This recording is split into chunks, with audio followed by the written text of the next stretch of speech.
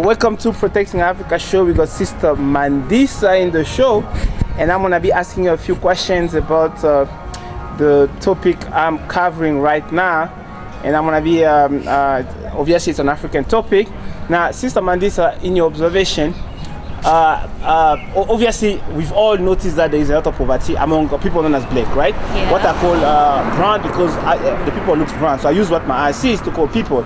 Now, there is a lot of poverty. In your observation, what is the root cause of poverty among people known as black people? What I call brown people? What you take? What you call brown people? Yeah. In general, in terms of poverty, the root cause is that we have an unequal distribution of resources. Okay. So there is a limited number of people that actually have access to what we are all supposed to have in terms of just basic survival firstly. And then what also causes it is all the things that we want. And in general, because of what we want and because of greed.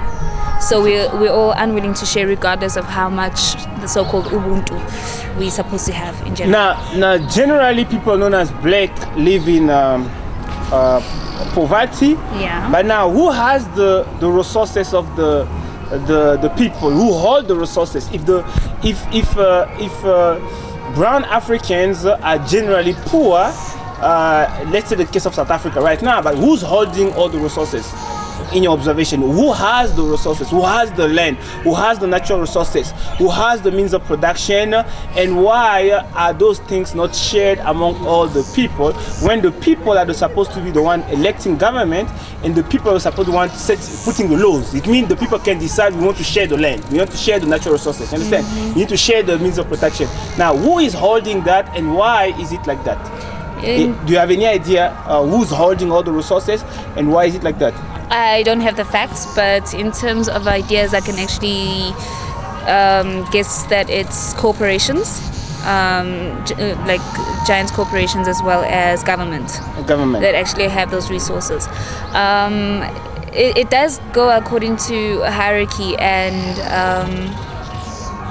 again, it is like the government and the corporations that have the largest chunk of the resources. And yes. when you talk about the resources the government has, is it land?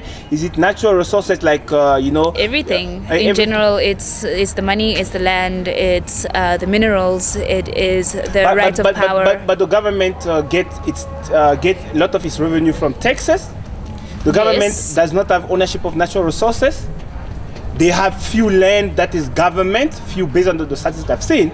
So the bulk of the resources are into private hands, and government does not have a bank even the Reserve Bank is not 100% government. You know that? Yeah. Right? Exactly. So government basically is getting tax, and it has a little ownership of land. It does not have it's not mining. Yeah. So there is very few that the government, but the government has the power to have control over those things. Have you heard, for example, about EFF calling for nationalization of mines? Of course, yes. Or key sector of the economy. You heard that, right? Because these things are not in the hands of government. If it was in the hands of government, then government would not need to nationalize those things. You agree with me on that, right? I don't agree, because in general, government, much as we hate to admit it, government is actually looking out for its own self. Okay. But who elect government? It is the public. It is now, citizens. If the people think government is looking for itself, it can change it, because the people are the one electing government. Because there's many parties competing for power. If the people feel like this government is not is looking for itself, that means the people in power are eating for themselves, and the people can change them, isn't it? The tragic part is that everybody that's involved in politics is interested in themselves. All the things that each and every single party actually promotes out there is propaganda. The only thing they want to do is to actually run the country and then benefit from it individually. Okay, you can never ever say that there is an honest politician out there. So what do you feel about, or how do you feel about the only party in this country that calls for nationalization of mines and economic freedom in our lifetime based on it stands. What do you think about? Do you think the resources of the country must be nationalized so that it can reach the poor also, or the structure must remain the same? What do you think? I say they're selling a dream.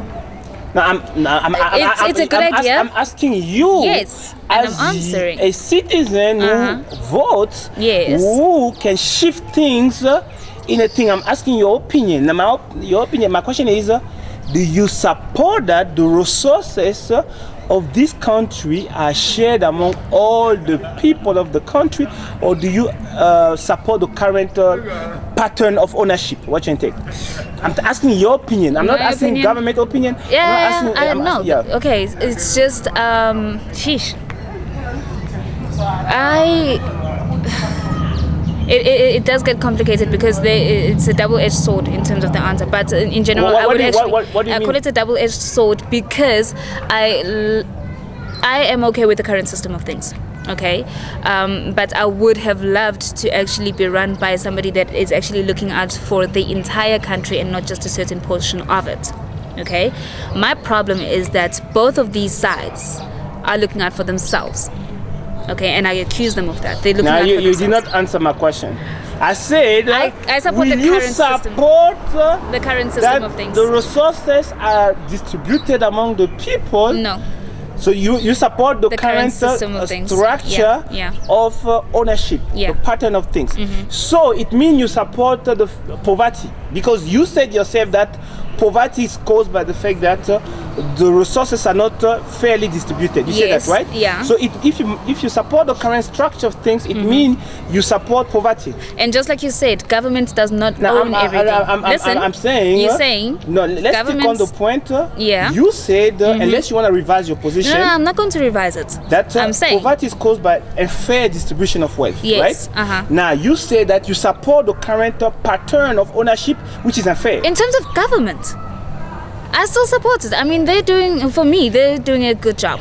Okay, it's just that we shouldn't be looking at government that's going to be distributing. I'm not speaking about government. I'm talking about if you support the current pattern of ownership. Yes. Of wealth. I do. Or do you say you do, which means you support poverty, because you have agreed that poverty is caused by unequal distribution of wealth. You understand? Yes. And you say you support the current unequal distribution of wealth. Yes. It means you support poverty. The thing that you're not noticing is that this thing is an ideology. This whole distributing resources. I'm not asking you EFF position. I'm asking you your position. My position. I'm not asking about somebody's ideology. I'm asking your ideology. Let me just focus. Forget about ANC. Forget about DA. Forget about EFF. Speak about you as a human being. What do you support?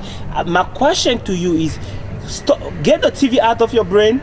Okay. Get the TV out of the brain. Yeah. Give your opinion. You said inequality is the cause of poverty, right?